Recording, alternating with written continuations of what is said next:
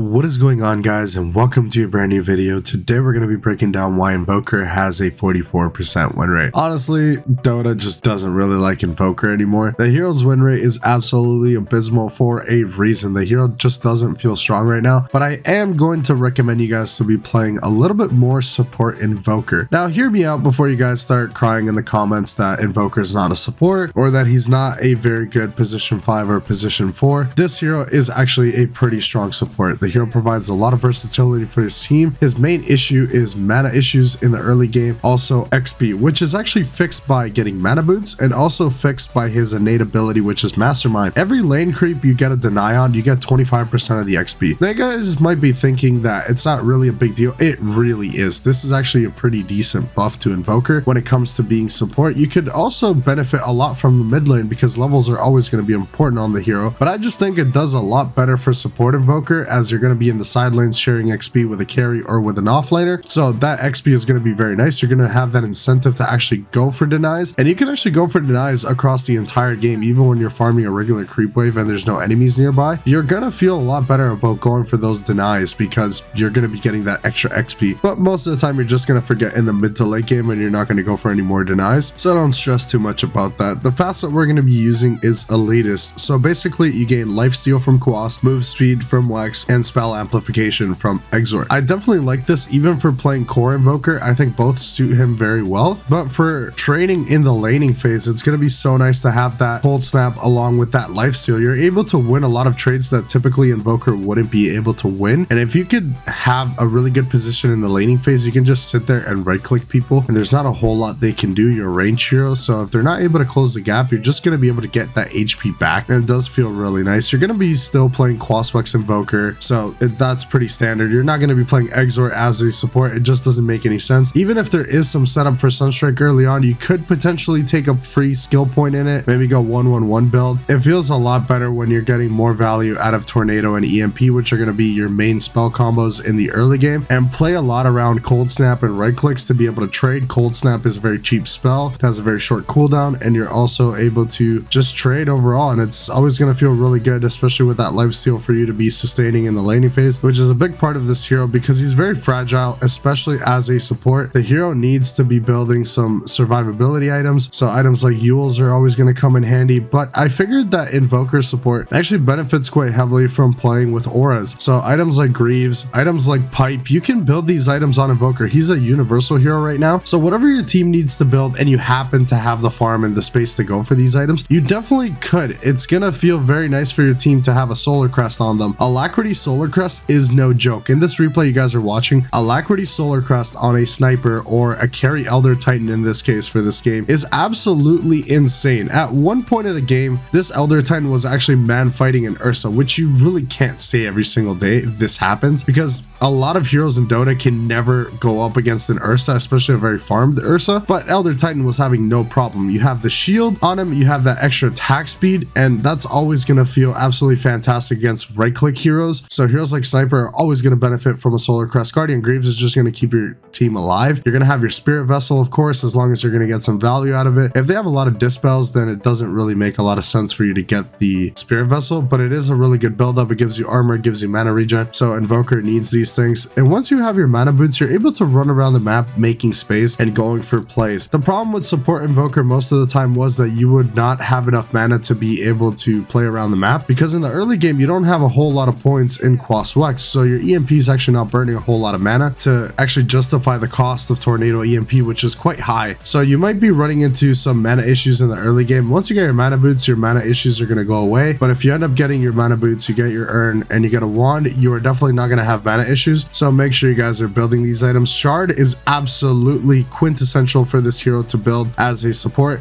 It's going to be very easy setup. It's going to pull people into the EMP, which is always going to feel very good, and it can also set up teamfight ultimates like Elder Titan's ultimate or Splitter. You're going to be able to do some setup with that as well by pulling them in. It slows them, so it is going to be really good setup for a lot of these key spells. And then you can always go back for items like Aghanim Scepter. You can build an Octarine, maybe a Hex, and eventually in the late game you can actually become another core. But I definitely like this whole idea of actually buffing my cores with the Solar Crest and the Alacrity. I think if a lot of Invoker players played a little bit more sacrificial, they would get a lot more value, especially from the support line, because I do end up seeing a lot of Invoker players playing support Invoker, but they're playing it for the wrong reasons. They want to build a Midas and they want to build Aghanim Scepter and travel boots. It honestly doesn't make sense. If you just want to play core Invoker, just play mid lane Invoker. If you're going to play support Invoker, you need to be playing for the team. You need to be itemizing to help out your team, to win these team fights, to sustain and help your team out. You need to be building like this and play for control. Don't just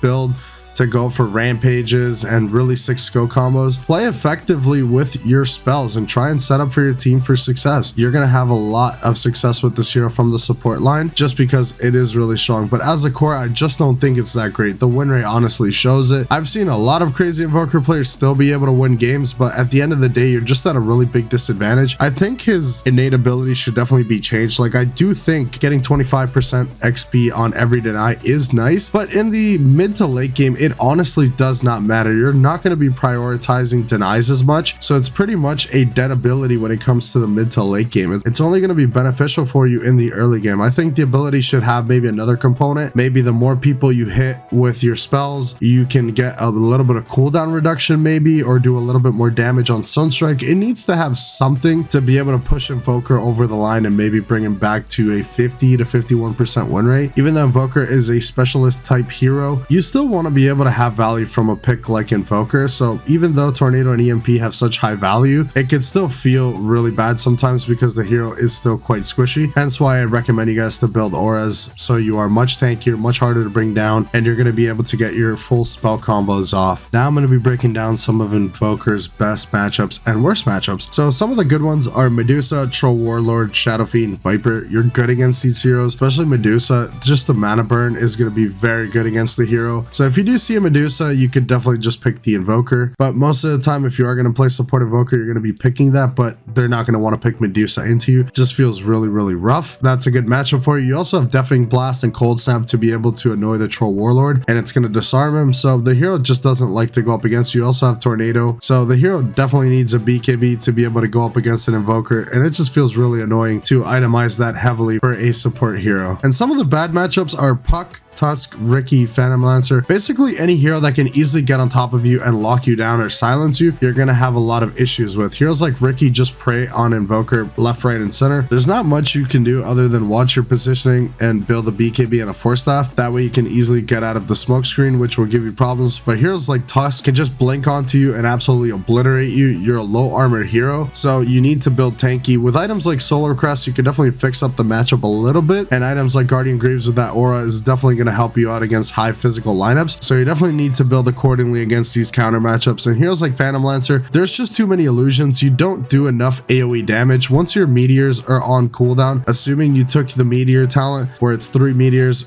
that's pretty much your only AoE damage. Maybe a Cataclysm, but you're not going to be building Cataclysm against a Phantom Lancer. It's just not going to do a whole lot to the hero, and he could just pretty much dodge it if he's any good and sees the animation being casted by the Invoker. He can easily just dodge it. Let me know in the comments section below, what do you guys think about Invoker in this current patch? I hope they rework him again and they just make him better. They need to make his innate a lot better. I think his facets are good. I have no complaint with those. I think they're really nice. I just think the hero needs a buff to his stats or to something, because the hero is quite frail and it just doesn't feel as strong as it used to be. And I really want this hero to be at least at a 50% win rate. It is my favorite hero in all of Dota, so I don't want to see it suffering at a 44% win rate, which practically means you're losing a grand majority of your games, and that just feels bad for a hero like Invoker that takes a lot of skill to actually play and takes even more skill to actually master and play very efficiently around the map and be able to land your combos very consistently, which is the big key on some of the best Invoker players in the world and very mediocre Invoker players, is landing all your combos consistently, and cooldown management is going to be very important. Let me know if you guys play Invoker in the comments below, and how do you guys feel about him in this new patch. I will see you guys in the next one. Thank you so much for watching.